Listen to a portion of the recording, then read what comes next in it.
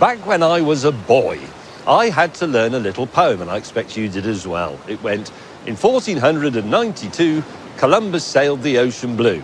I can't remember any of it after that, but it doesn't actually matter because those first two lines cement the salient pub quiz fact in your head. It was 1492, Christopher Columbus set sail from Spain. He discovered America, hopped ashore at Long Island and rewarded himself with a nice fat hot dog. There must actually be more than that to this rather enigmatic character. Why, for example, is he celebrated as a national hero in a country he never even visited? So, join me, viewers, as I set out to discover that. The age of the great explorers was one of the most dramatic in history. When men risked their lives, Cast off and set sail. Whoa. Take up on the peak. to seek new lands. We're somewhere north of the dog's arse. Where's the camera gone? Hello. They crossed thousands of miles of treacherous ocean. They built floating fortresses. They mapped the stars. They developed whole new branches of science. Yeah. Absolute pish. But were these explorers really heroes or just a bunch of chances? It's a miracle he found anything at all, really, and completely made up. Man was a charlatan. And is their legacy one of triumph or destruction? Crikey. Now it's turning a little bit dark. I'm doing a bit of discovering of my own. Unbelievably terrible. Medieval sat-nav 2.0, a stick. To learn how these explorers conquered the oceans. Look at that. I love it. Nobody panic yet. It's not just a map, it's a weapon. And changed the world forever. Divo! Oh, gold! If you were in the Navy now, the French would definitely have got us.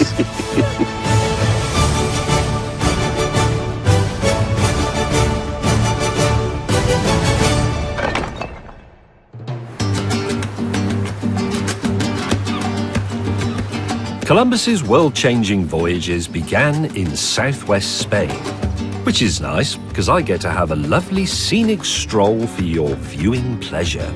I think we got it. The walking shot. All good voyages start with a map, and here's the one Columbus had. Now, very easy for me to say this in the 21st century after a very agreeable lunch, but it's a bit crap. Apart from that, there are a lot of things missing. Australia and New Zealand, for example. Look at the shape of everything, and look at Africa. Look at the shape of that. It's ridiculous. Back when Columbus was a lad, the most exciting part of the world was Asia. This is where all the shiny and aromatic stuff that Europeans coveted came from, carried along the Silk Road. But unfortunately, in 1453, this is when Columbus was still an infant, Constantinople had fallen to the Ottomans, which caused a bit of a Silk Road block.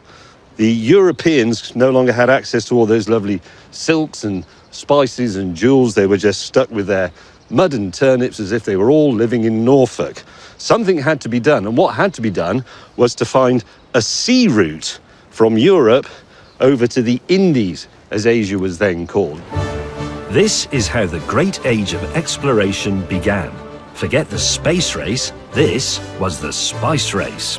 The Portuguese were the hot favourites to get there first, but it was a hazardous voyage, over 10,000 miles south around Africa and off to the east. Enter a man with a plan. Those steps are really annoying. Not me, Columbus. Rather in the way that young men these days are obsessed with, say, magazines about airfix models, the young Chris Columbus was obsessed with maps. And he had a brother who ran a map shop, so he could get high on his own supply. Historians have long believed that Columbus was an Italian from Genoa, but recently some have claimed that he may have been a Spanish Jew from Valencia. While they fight it out, what we do know is that he spent a lot of time on boats, and he knew that daring sailors were rewarded with great riches. He became obsessed with finding a quicker route to Asia, and with, of course, the glory that would follow. So after several more years of sailing and calculating and map bothering, he'd come up with a plan. he would absolutely slash the journey time to Asia by simply going west. This was revolutionary, sailing off the edge of the map. But if he could pull it off, fame and fortune would be his. With fevered excitement, he travelled to the courts of Europe and pitched his plan to their kings and queens, who all told him to sod off. Sailing west was madness. But Columbus, whether stubborn or simply delusional, persevered. He tried schmoozing. He tried map-splaining. He tried boring them witless. He tried for years. Finally, and at the grand old age of 41, he got a bite.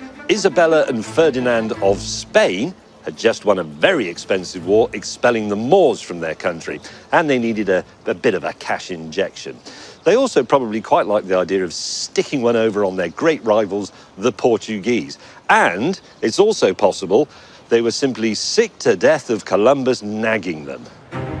It was game on. Europeans would be sailing over the horizon to the west. The Crown found backers to pay for crews and 3 small ships, and they sent Columbus here to Palos de la Frontera to collect the lucre. In the 15th century, the streets of Palos would have been rammed with boat builders, rope makers, and drunken sailors. Columbus met with the bravest of the ship owners, who lived in this house and laid out his plans. In just a few short weeks, he would be in Asia, except for one slight snag. Let's have a look at Columbus's workings to see where it went so horribly wrong. As our high-tech demo will show, it starts with a philosopher in ancient Egypt, whose name is very easy to say. Eratosthenes. He noticed something a bit strange about shadows. This is the spinning celestial dust mote that humanity calls home. The sun is represented by this torch on a stick. In reality, it is much bigger and much further away. This is how they do things at the Griffith Observatory. Here is Egypt. Now, here is a camel, and if I put the camel down there, you can see that the shadow of the camel is directly below the camel. If we now move the camel further north, you can see it casts a shadow that way. Clever old Eratosthenes, whatever, measured the different angles of the shadows, did a spot of trigonometry, and worked out the circumference of the Earth. He was accurate to within 1%, which is an absolutely phenomenal result. Unfortunately for our hero Christopher, he based his reasoning on the work of a different ancient, Ptolemy, who in turn had based his work on the assumptions of some other bloke, and they were miles out. The moral of this story is, don't copy other people's homework. Ptolemy's estimate shrank the world by 28%. Columbus had backed the wrong camel. I shall extinguish the sun. Getting the girth of the Earth wrong could have fatal consequences for the sailors on the voyage. Right, let's go back to that 15th century map of the known world reproduced here in handy laser-cut wood. His idea was to go west and approach the Indies from the other side. So we'll rearrange the map. Hang on, how does it look? Something like that.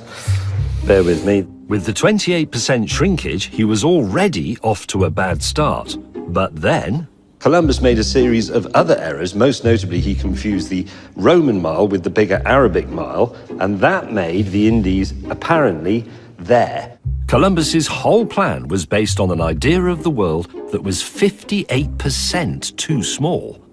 He calculated that that would be 4 weeks sailing away. The truth, however, is that Asia is all the way over there, or 12 weeks sailing. Columbus's mistakes, and the mistakes of those around him, all the way back to antiquity, spelled certain death for a crew on that voyage. If only he'd had the plastic Chinese globe, the bicycle light, and the knock-kneed plastic camel with blue tack on its feet, he'd have known. And of course, there was another thing he didn't know yet. There was something else here.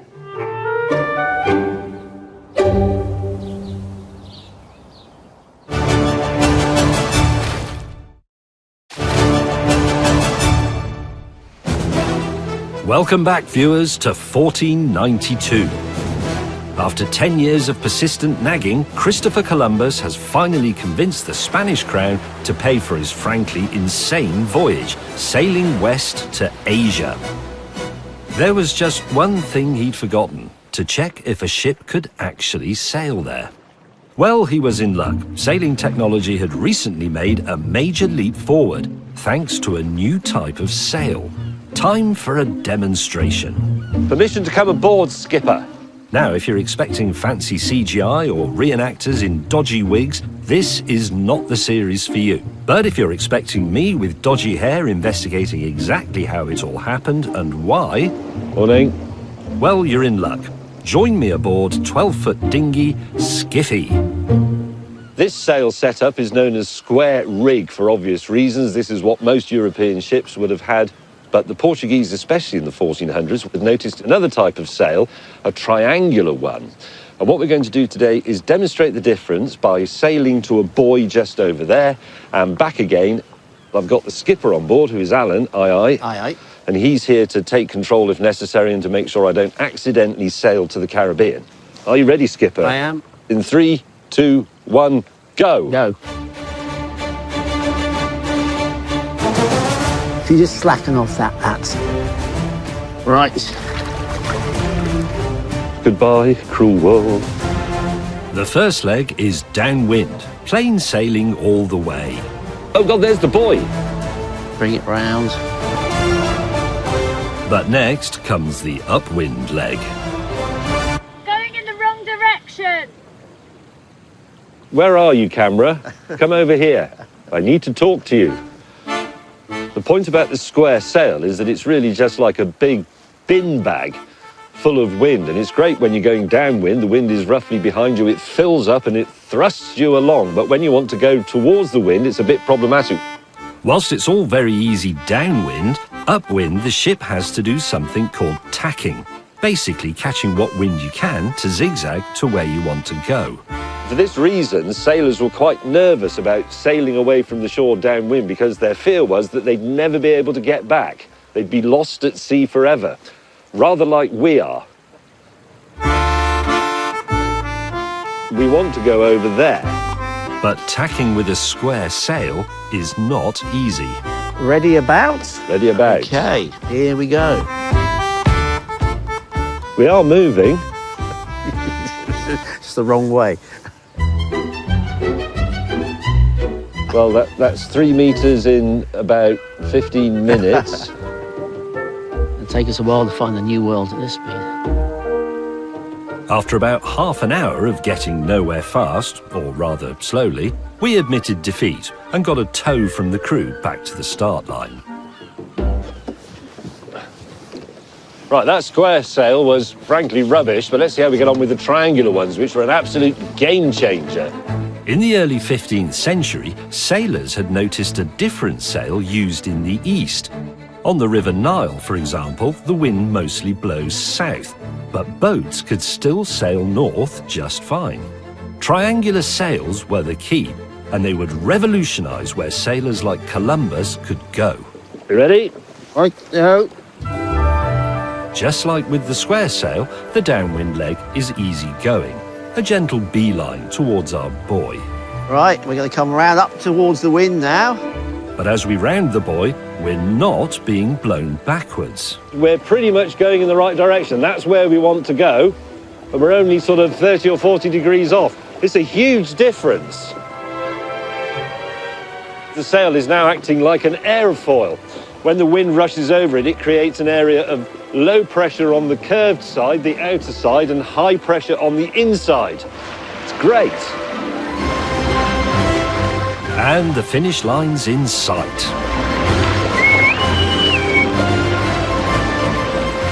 Victory. Yay! We've done it.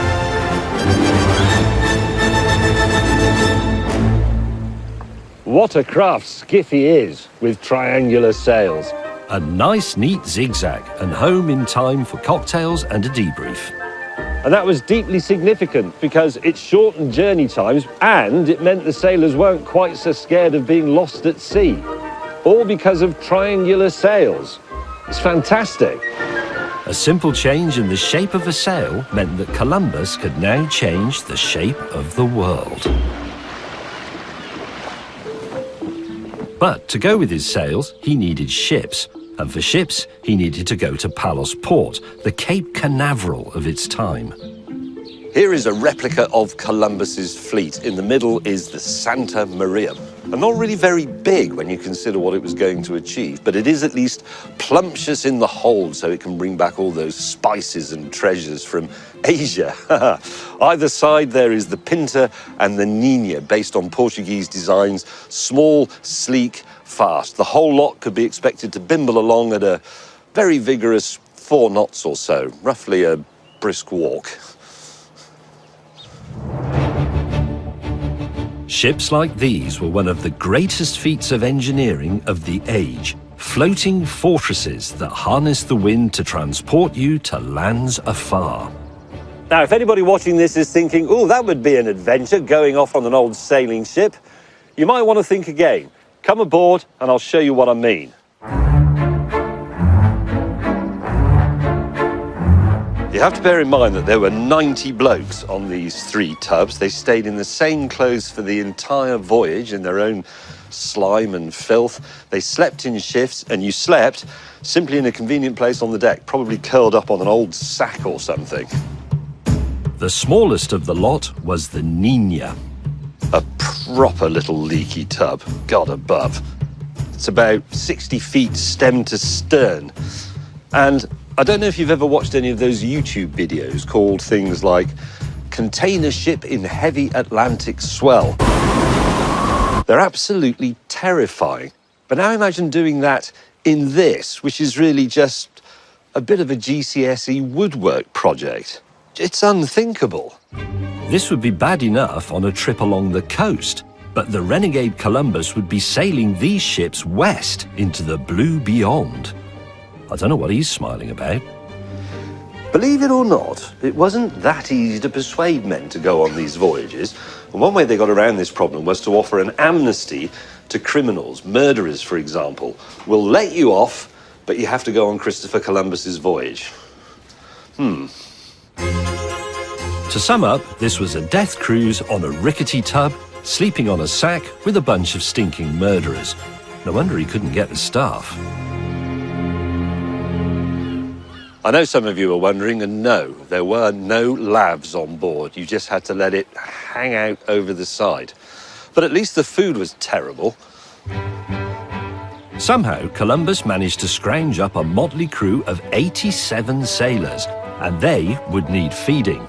Food rotted quickly in the hot, damp ship's holds, so almost everything he took was dried to preserve it.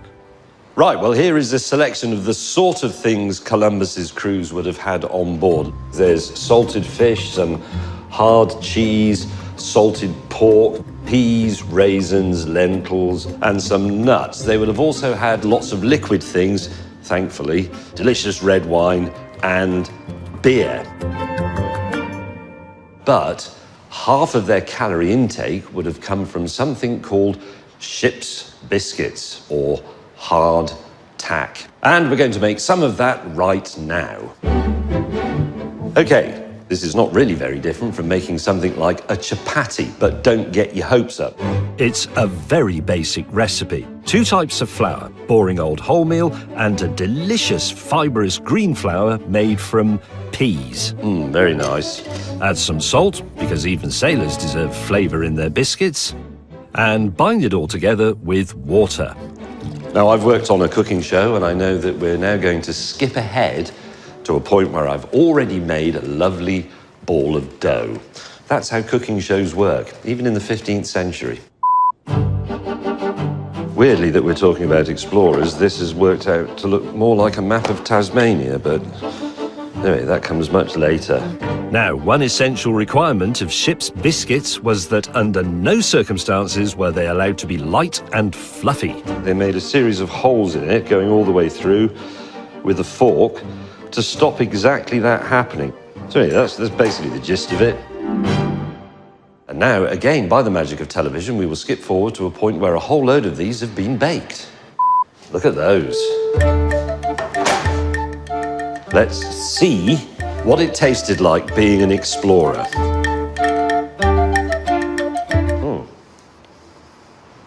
It's quite difficult to articulate how horrible that is. It's extremely boring, very dry, I mean almost wantonly miserable. Now those were once baked biscuits, but the fact is they baked them a lot more than that. The point was to remove all moisture from them because moisture would encourage the growth of mould. So here are some I made even earlier. These are twice baked. Let's see what the effect is. God.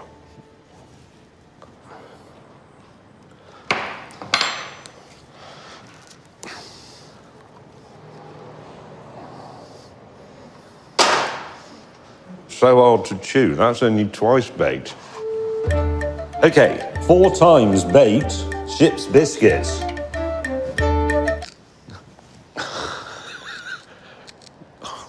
You need a machine tool to get through this.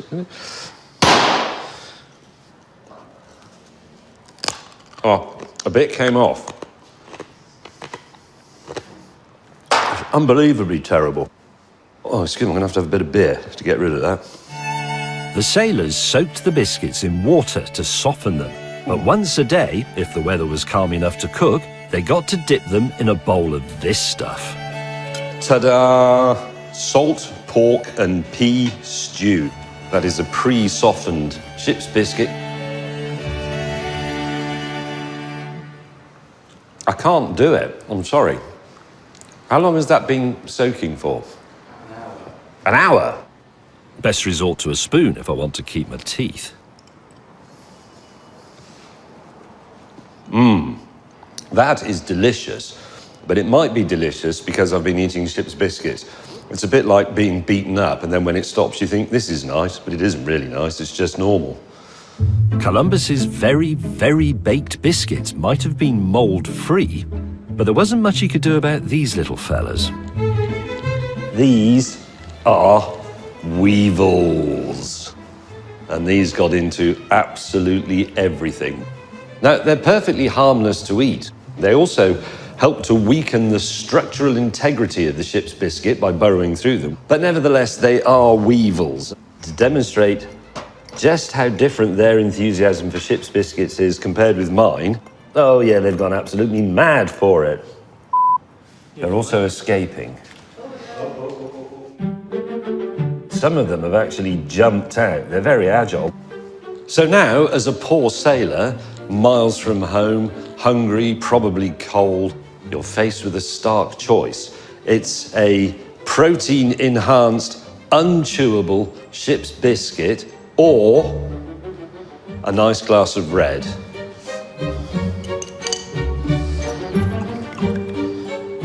Thank you for watching.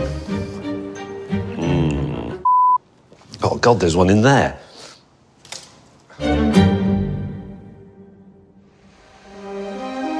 Finally, Columbus's ships were packed with everything he needed. Sailors, biscuits, wine, weevils, and a very badly wrong map. All that was left to do was pray.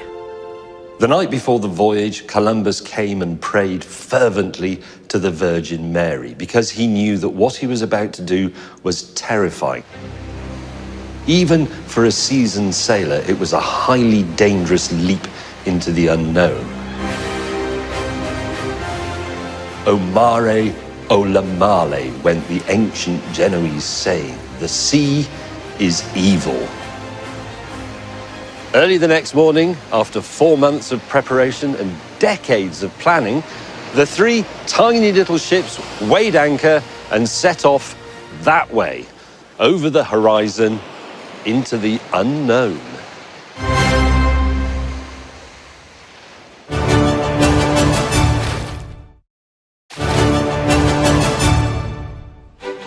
Welcome back to the dawn of the Age of Exploration. Christopher Columbus is finally setting sail for Asia. And it's lucky he had all these sea gods looking out for him, because he'd misplaced it by around 10,000 miles. He'd set off, had a brief stop at the Canaries to stock up on more delicious hardtack and wine, and headed west, roughly speaking. very roughly speaking. This is the sat-nav of Columbus's era, the astrolabe. Basically gives you the height of the sun above the horizon, and that allows you to calculate your latitude, how far north or south on the globe you are. Now, this is a piece of tourist tat from a gift shop, and it is completely useless. But the one Columbus had was completely useless as well. And in any case, he didn't like using it. He said, "For my voyage to the Indies, I did not make use of intelligence, mathematics, or maps." At that rate, it's surprising he made use of a ship. So, how exactly was he navigating his way to Asia? Let's find out. Sailors would use something called dead reckoning, which has nothing to do with being dead, although that was highly likely if you were a sailor in Columbus's time, but it's to do with your relationship to something that is dead in the water, typically a piece of seaweed. If I toss this over the side, that's dead in the water, there it goes, we're going that way. It can also tell you how fast we're going that way. Time to reckon with dead reckoning, with a little challenge. Right, what we're going to do now is attempt to sail a perfect equilateral triangle in which each side is half a nautical mile long. We'll navigate our triangle course Columbus style. Skipper Ben is in charge of seaweed dispersal. Skipper Alan is in charge of direction. And Skipper Me is in charge of time and bossing the other skippers about. I'm going to count how long it takes the seaweed to go past the boat all the way to the stern. They didn't have any reliable way of measuring seconds back in the day, so they had to do it by chanting, which is what I'll do. Okay, Skipper, you ready with seaweed? Aye. And go. 1 mea culpa, 2 mea culpa, 3 mea culpa, 4 mea culpa. 4 seconds. 4 seconds is a boat speed of 4 knots. So to do a nautical mile will take us 7.5 minutes. Okay. By the way, the reason the chant for the piece of seaweed going past is 1 mea culpa, 2 mea culpa is because, well, these days we'd say 1 potato, 2 potato, but potatoes hadn't been invented yet. About a minute to go until the new heading. On Columbus's voyage, the crew made careful records of speed and direction every hour. Nobody panic yet. But for our exercise, we have to do it on each new leg of the triangle. Ready to go about and go.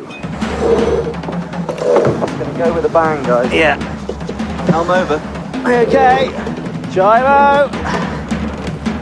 Cool. And yes. Go. 1 mea culpa, 2 mea culpa, 3 mea culpa. It's just under 3 seconds. 6 knots, 5 minutes. Relax, everybody. And next, we will turn back for the final leg of our perfectly sailed equilateral triangle. After one more tack, Here we go. Okay. one more speed check, 4 mea culpa, 5 mea culpa. 3.5 knots, 6 minutes. and 5 1/4 more minutes. We've got about 45 seconds to go, crew, and then we will be back exactly where we started. Keep on saying it, you'll be right. Does it look like where we started? Well, the point is, it does look like where we started because it looks like the sea. That's part of the problem. And hang on, here we go. 3, 2, 1. There we are. We are back where we started. Perfect. In the ocean. Right, let's have a look at the actual GPS plot of what we did. Our triangle. There you That go. is absolutely woeful. it's not even vaguely triangular. It's actually more of a rectangle. If we went this badly wrong over just 3 nautical miles, imagine how wrong Columbus was going over 3,000. Well, we were a bit rubbish then, but in fairness to us, so was Christopher Columbus. Everything he did was wrong. It's a miracle he found anything at all, really, and didn't just go around in a circle. In truth, the ships were lost at sea, heading in the direction not of China, but Papua New Guinea. And that would have been a whole other story. The weeks were ticking by, and the crew were getting more and more worried, because sooner or later their supplies would run out, if indeed they were still edible. Which brings me back to Spain, and onto my favourite subject. Now, I've said this many times before, but this is an excellent place to say it again. Woodwork is important. Good woodworking was a matter of life and death for sailors. Not just because their ships were made of wood, but because of what is being made here. Barrels. These people are coopers. What a polite man. I don't think he actually needed that bit. In case you haven't noticed the racket in the background, there have been a few updates since the handsaws and planes of Columbus's day. Each vertical piece, or stave as it's called, is quite a sophisticated component in its own right. It is of itself barreled, to use the engineering term. It's fatter in the middle than at the ends. It's also hollowed out on the inside, and it's slightly chamfered on both edges. Now, like me, you're probably thinking that these barrels are love poems written in the language of exquisitely curved oak. But no, this is some high-grade tech engineered with precision to perfectly preserve Columbus's food and wine and weevils. They are the tin cans of the 15th century, just a lot more beautiful. Your half-finished barrel is soaked in water to make the wood more pliant, and then it's brought over here and put on a bonfire. Whoa!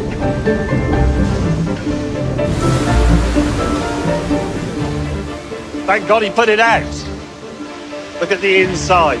The fire leaves behind a layer of carbon that helps seal the wood. It's a thing of beauty. It's still not finished.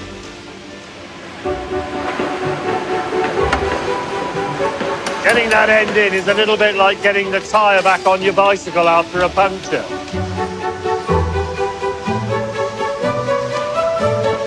That's it. Can you see the end over end bit? That's why the barrel is the shape it is. It's a very, very manoeuvrable object. Skilled people can just split them around, spin them around, roll them over there, even when they're full.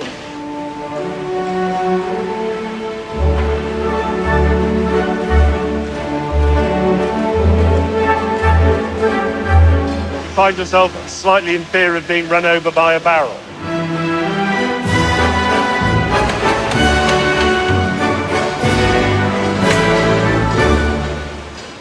So there is the completed barrel, a thing of beauty, but also vital because all the provisions that went on board would have gone in these, liquids and food. That horrible hardtack, the ship's biscuits that we made earlier on, they would have been stored in these. So they had to be perfectly sealed.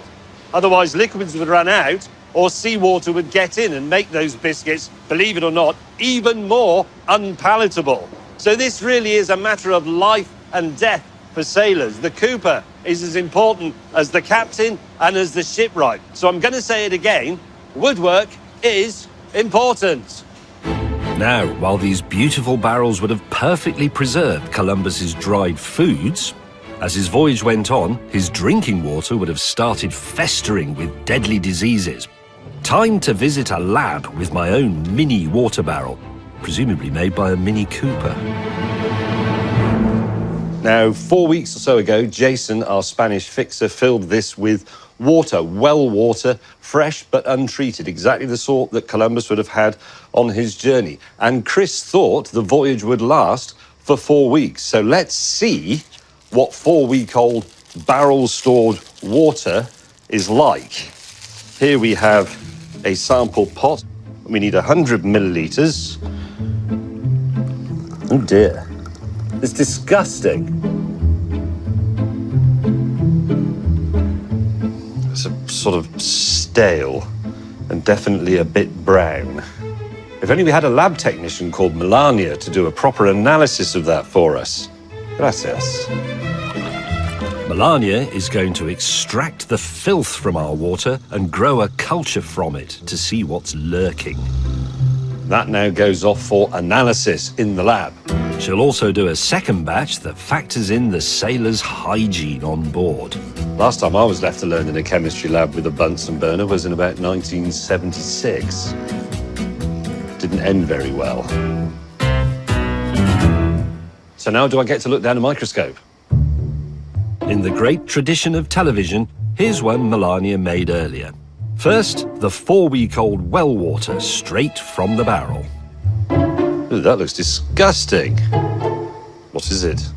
Han proliferado muchas colonias y el agua no sería apta para el consumo. The bacteria in this water could cause food poisoning, pneumonia, and sepsis. Bad news for Columbus's crew. What about the second sample?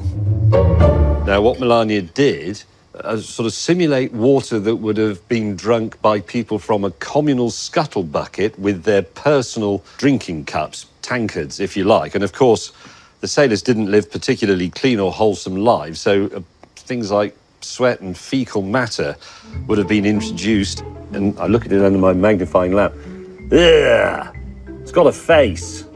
This sample actually has E. coli in it. So what that means is, if you were a sailor in the 15th century and you wanted to go on a voyage of exploration, you had to be prepared to drink Tom Bowling's turds. Thank you, that was delightful.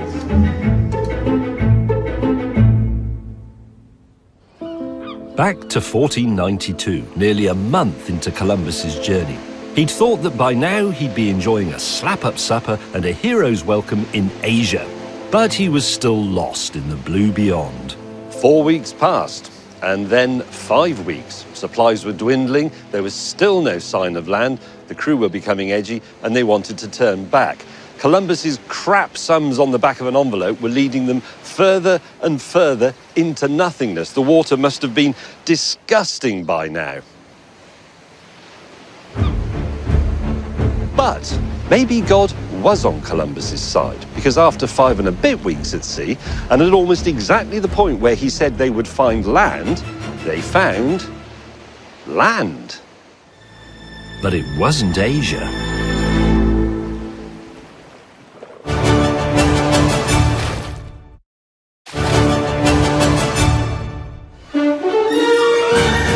You rejoin me at an exciting time, viewers.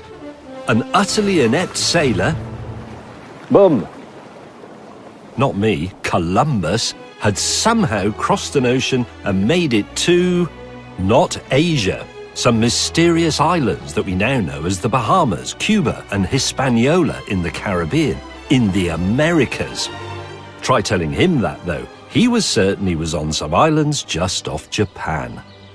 Now, it's probably fair to say that the people of Spain weren't exactly on tenterhooks waiting for news of Columbus. He'd been gone for 7 months. Most people thought they'd never have to be bothered by Columbus again. But then a letter to the Queen arrived, sent by Columbus on his safe return to Europe. I've got a copy of it here. It's all written in minuscule Old Spanish, but this is the 21st century, so I have a translation app. And he wrote that I arrived at the Indian Sea, where I discovered many islands inhabited by many people. I took possession of all of them for our most illustrious king, by public proclamation and unfurling of banners, with no one making any resistance. Really? The letter was shared all over Europe, accompanied by, brace yourselves viewers for the next best thing after woodwork, woodcut prints. This is a 15th century version of a tabloid front page, the first thrilling pictures of the new lands to the west, under the local Taino people, who Columbus said welcomed them with open arms. Also, here's one in colour as a treat. They traded with us and gave us all they had, graciously and willingly. Your Highness may believe that in all the world there can be no better people. They love their neighbours as they love themselves. They have the sweetest manner in the world, and they are gentle and always laughing. Now, we should probably take a moment to enjoy that record of a rather beautiful bit of human interaction, because pretty soon things are going to get a bit bloody. The ships returned, minus the Santa Maria, which Columbus, ever the skilled navigator, had crashed into some rocks. And he got a bit lost too. But when they finally arrived, the nation was in fevered anticipation to see what they'd brought back.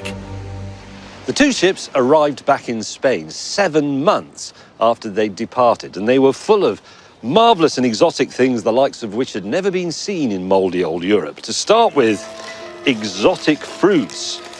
Here is a selection of things that weren't available in the local greengrocer up until then. This one deserves a particular mention. It is a fruit. It is a chili pepper.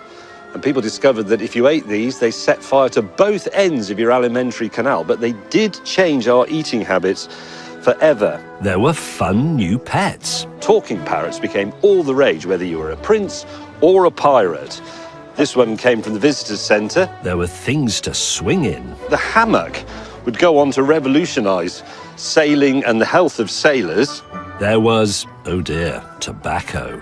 The sailors tried this, and the weird thing was that once they tried it once, they found they couldn't stop trying it. And there was one other thing that was even more addictive. That is gold. Forget Asian silks and spices. This was the stuff explorers' dreams are made of. The word gold appears in Columbus's diary of his first voyage 142 times. In truth, he only managed to scrounge a piddling amount from the Taino people, but that's not what he told the Queen. He said they had vast mines of gold and that she could have as much gold as she desired. That little white lie was the sweetest sound to a monarch because gold means power. Gold, we've always believed in it. Humans have been obsessed with it. And why? Well, the Aztecs thought it was produced by the life-giving force of the sun. It's also in a limited supply, which means it can be controlled. Even today, it is believed that all of the world's gold reserves would fit in one big block between the legs of the Eiffel Tower. Here, old gold is melted down and refined in one of these, a crucible, by one of these, an adder. How long will that take to warm up to? About 5 to 8 minutes. The Taino gold was in the form of beautiful jewellery and keepsakes, but to Columbus it just meant cold, hard cash. It's things that were once incredibly precious to people, but they're probably now dead. Just remember that when you retire and you're given your gold watch or your solid gold letter opener, one day you will turn to dust and it will turn to scrap. There it is. That's upbeat, isn't it? The crucible is now as red as a Spanish sailor exposed to too much Caribbean sun. This is your last chance to reclaim that wedding ring, gold sovereign, watch band. No? Okay, chuck it in then. It's all gone in the pot. It's all coming out as an ingot. I love the colours of the flames. Look at that green there. Gone. While our gold melts, let's look at how Columbus managed to persuade his new acquaintances in the Caribbean to part with their gold.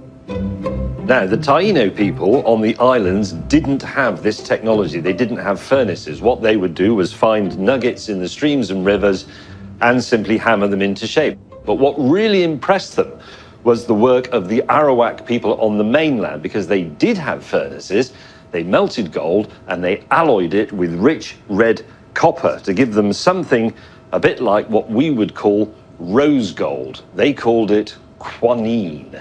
Now, fortuitously, Columbus's men had with them a great deal of another copper alloy, brass, which is made from copper and zinc, and it was in the form of trinkets, really, like these little hawk bells. And the Tainos really loved these because they looked like, and just as importantly, even smelled like the quinine from the mainland. So the sailors were able to trade these virtually worthless trinkets for handfuls of real gold.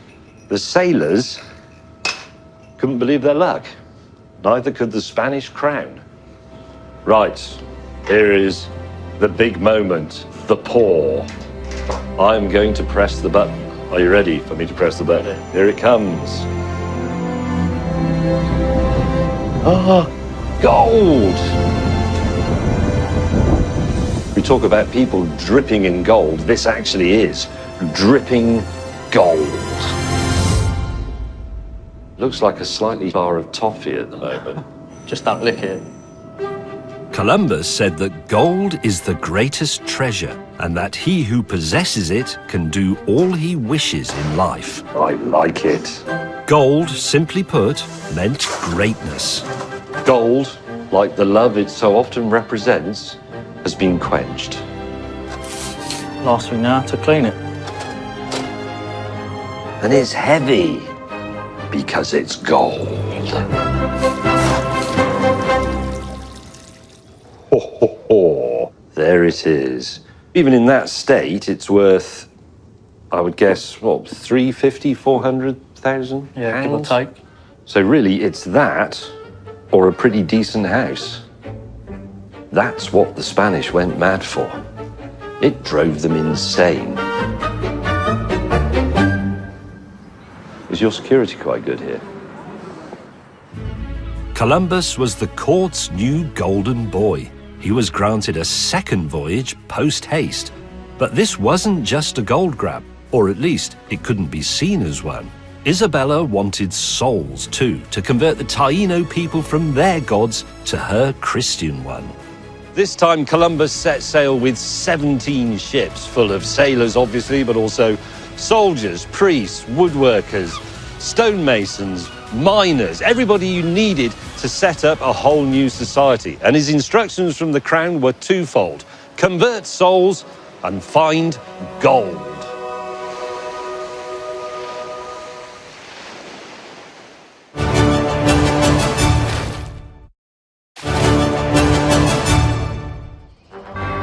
Welcome, viewers, to 1493. And Christopher Columbus is now a pretty big queso after finding land to the west glittering with the promise of gold. I'm walking on television. But now he has to do it again. And all of Europe is watching. Now, as we know, he's a terrible navigator. Look, he's dropped the chart, and that globe's probably just a drinks cabinet. So how the hell is he going to pull it off a second time? Well, it was actually a bit of a breeze. This bucket o' ice represents the cold of the North Pole, and this bucket of hot water represents the heat of the equator. Science again. My handy smokestick will show how wind is formed.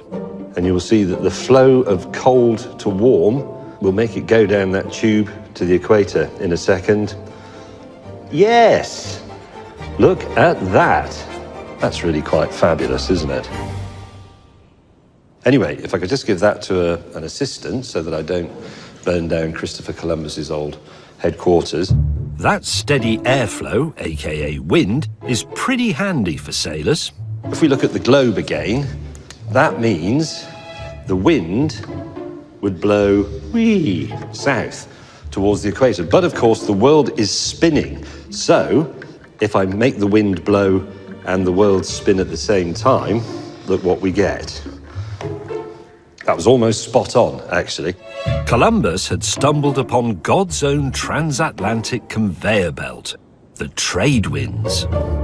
And this is still used by modern sailors. They say things like, if you want to go to America from Europe, sail south until butter melts and then turn right.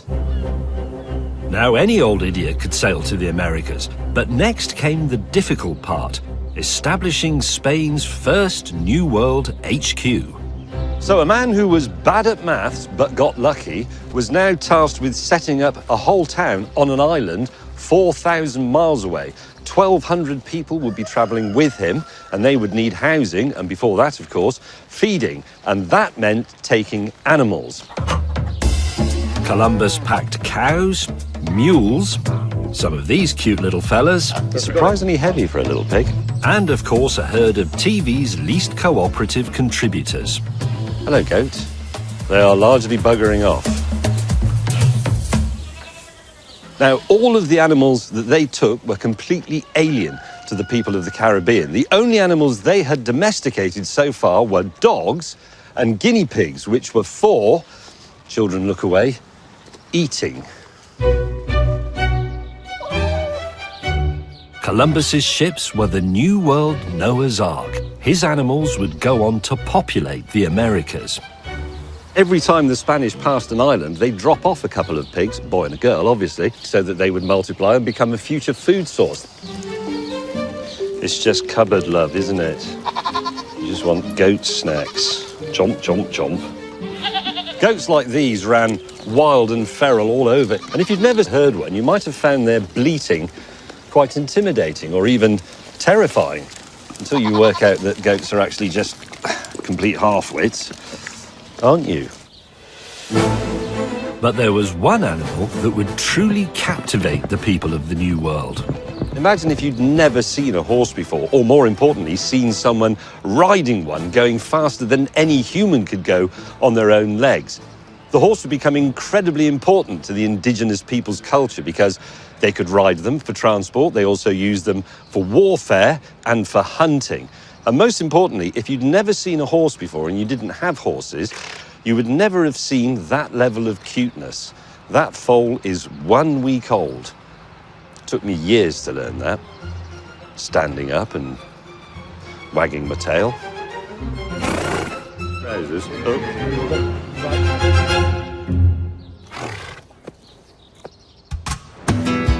Riches from Columbus's new colony would soon start arriving back in Spain, and the palace in Seville became the operations centre for all New World exploration. Spain was so delighted with its new lands, it wanted the world to know about them. And the way to get the world's attention back then was with a painting. Wow. This is the Virgin of the Navigators. This painting comes from an era when art was largely functional. It was there to dispense quite clear messages. And the one in this painting seems to be that Columbus's journeys were really more like missions. It was about spreading Christianity. And the painting is surrounded by saints. It's all pretty clear. It's not about conquering lands or anything tawdry like, I don't know, gold. Even then, spin was alive and well. And there's a second lie hidden in the painting. You'll notice at the back, barely visible, the indigenous people gratefully sheltering under the loving embrace of the Virgin, just as Queen Isabella herself felt that she was. Isabella had told Columbus, "Treat my Indians well and kindly, and do not upset them in any way." Well, guess what? Thanks to the trade winds, Columbus had arrived back in Hispaniola, which he still insisted was Asia.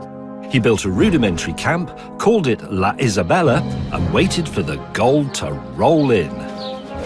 So this story so far has been really rather upbeat. Nice sailing ships, making barrels and so on. And now it's turning a little bit dark. He immediately ran into a problem. The settlers he'd brought with him weren't collecting enough gold. But that was okay because he had the answer as well. He'd get the local people to do it. So he decided that the Taino people would deliver him 1 hawksbill full of gold every 3 months, or they would be punished. Now I have to warn you that these next pictures are horrifying. It was brutal. There were floggings and maulings by dogs, women were raped, people's hands were cut off and they were left to bleed to death. There were mass suicides, and hundreds were sent to Spain as slaves, to the horror of Isabella. It was all presided over by Columbus, and all for gold. Now, none of this stuff is mentioned in the famous 1492 ditty, unsurprisingly. Word got back to Spain, but Columbus would still make 2 more voyages. It was only when the Spanish settlers complained about him flogging them too that Ferdinand and Isabella could no longer turn a blind eye. Spain's national hero was brought back in chains and banned from the colony he'd founded. But that wasn't the end of the regime. In fact, it was only the beginning. Pretty soon, Isabella was sending anybody who had a ship over to the Americas, and they would take their crops, their animals, everything they needed to set up a new society. And they also took death, because they took disease. This handsome building is St. Bart's Hospital in London. It's home to their pathology museum, which is home to these interesting looking jars, which are home to, oh dear, bits of people.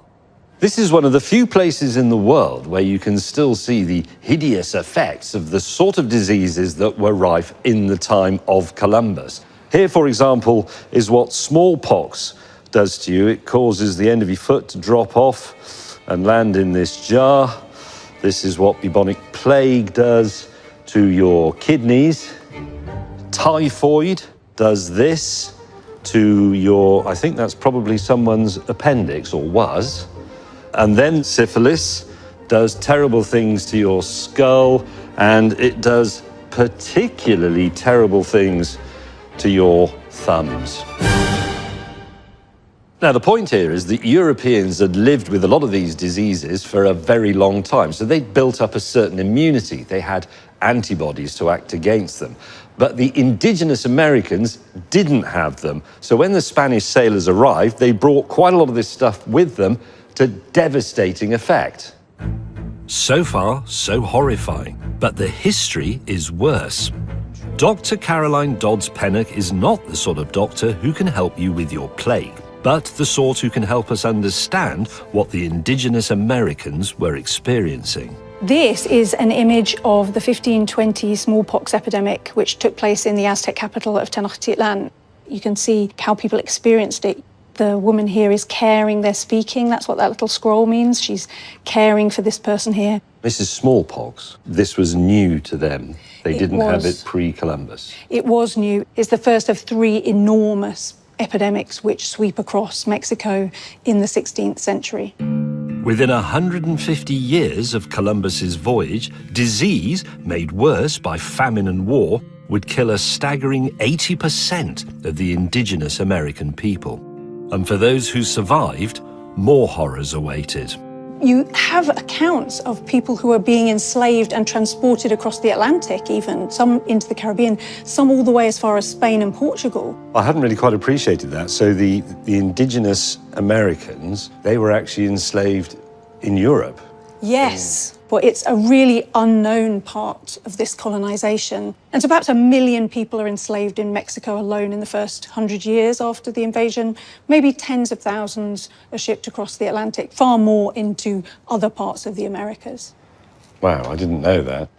The better-known transatlantic slave trade is, of course, the one shipping African people to the Americas. And, it turns out, that's embedded in the disease story too.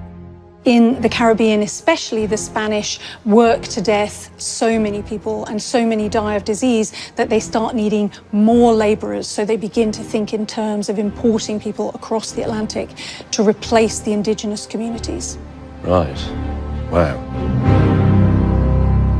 Some of the darkest chapters of human history seem to have followed in Columbus's wake. In your opinion, Columbus, goody or baddie? Was he a product of his times and therefore we shouldn't judge him for it, or is he culpable? I mean, as you'd expect from a historian, I'm going to hedge, because I don't think goody or baddie is a great way to measure history. He was a product of his time, but he was also the largest single trader in enslaved indigenous people during this early period. He saw the slave fortresses that the Portuguese had built on the West African coast, and he is inspired by that and thinks he can do the same thing in the Americas. He literally says to Ferdinand and Isabella, we can take as many of these people as you want. And it's all very well to say he's a man of his time, but Isabella is also of her time, and she keeps saying, stop enslaving these people. I've told you not to. Yes, very good point, yes.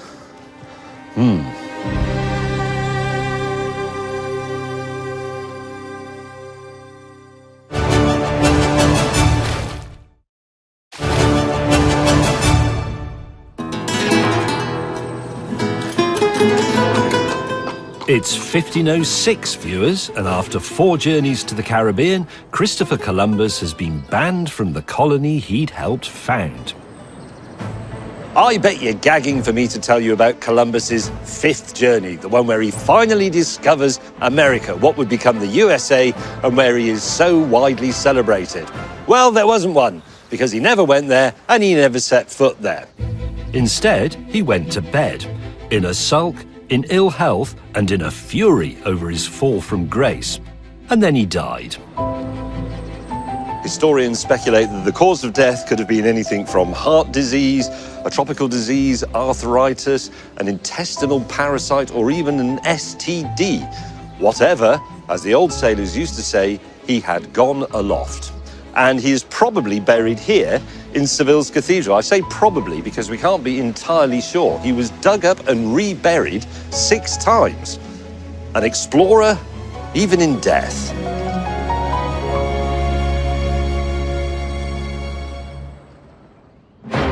So, Columbus's legacy.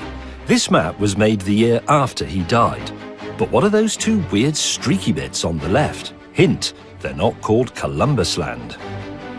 While Columbus maintained right to the end that he'd been in Asia, a rival explorer, Amerigo Vespucci, had 2 continents named after him. North Vespucci and, of course, South Vespucci.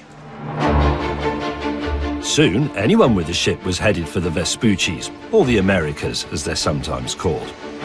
From now on, there would be a constant flow of all sorts of strange and wonderful goods to European shores. From the exotic... The pineapple, so highly prized, if you were having a posh dinner party, you could rent one to impress your mate. To the delicious... Where would we be in Europe without the potato? No crisps, no chips, no delicious Sunday roasties. To the nutritious... Tomatoes. We had courgettes. We had avocados. Life for the European vegan was about to become very exciting. They'd been stuck with the parsnip cutlet for centuries. To the frankly world-changing. Very easy to grow, doesn't require much irrigation, and potatoes and maize together would cause a European population boom. The exact opposite, in fact, of what was happening in the Americas. And as the Spanish took over more of the New World, spreading disease as they went, they finally got hold of what had eluded Columbus. Great big boatloads of gold.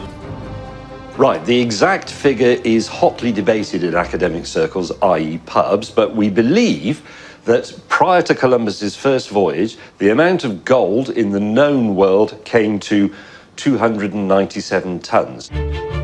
We don't have that kind of props budget, so we're using a scale of 1 gram to 1 ton. That is your 297 tons in the world. Within 60 years of Columbus's first voyage, the Spanish had extracted from the New World a further 100 tons. Oh, look at that. But that is actually nothing compared with what happened to silver, because it is thought that before the Columbus voyage, the world's silver reserves was 3,600 tons, which is represented by... There it is in silver scrap. How much do you think they extracted from the New World?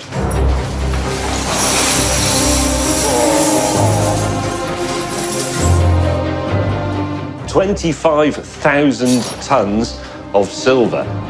For all Columbus's obsession with gold, it was silver that changed the world. This is what funded the building of magnificent European cities, a golden age, or silver age, of art and literature, and the rise of European empires which would go on to colonize yet more lands. Columbus's voyages enriched the old world beyond their wildest dreams, to the cost of the new world.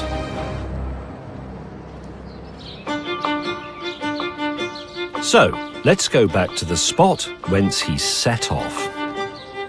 An obsessive map botherer, a crap navigator, and a bloodthirsty gold looter who took a punt on the trade winds and changed both worlds forever. I'm now charged with coming up with some meaningful conclusions about the voyages of Christopher Columbus, which feels like an open goal to self-cancellation, because for hundreds of years, Columbus had a sort of historical whitewash. There were countless positive tomes written about him. He's got the little poem. In 1934, he was granted his own day.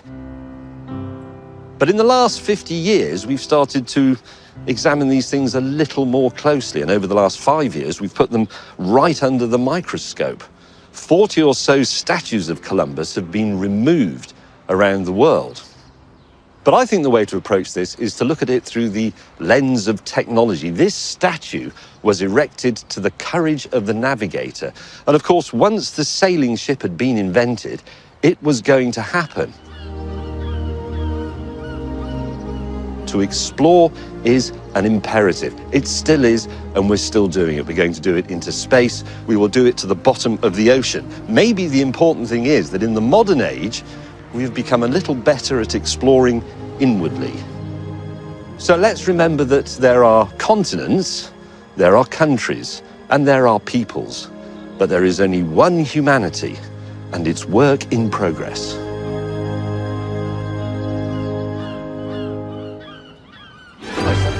Next time, Good morning, my lads. Sir Walter Raleigh.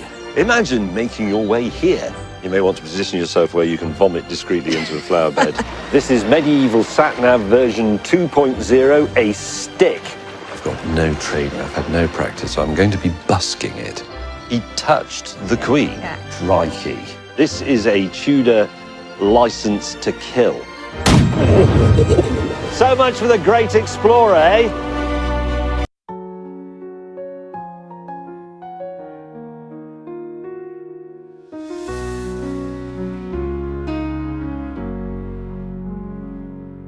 Softly you whisper my name. In the night we find a flame. Hearts beat in perfect time. Two souls on the sweetest climb. Stars above shining bright, guiding us through the night. We dance under the sky. In your arms I know I can fly. Whispered by the moonlight, love is in full flight. Hand in hand we stand, forever we'll understand. Your eyes hold the key to the dreams we set free. Together we are strong. In your love is where I belong.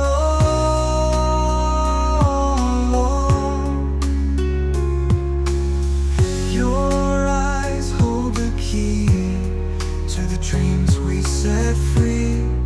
Together we are strong. In your love is where I belong.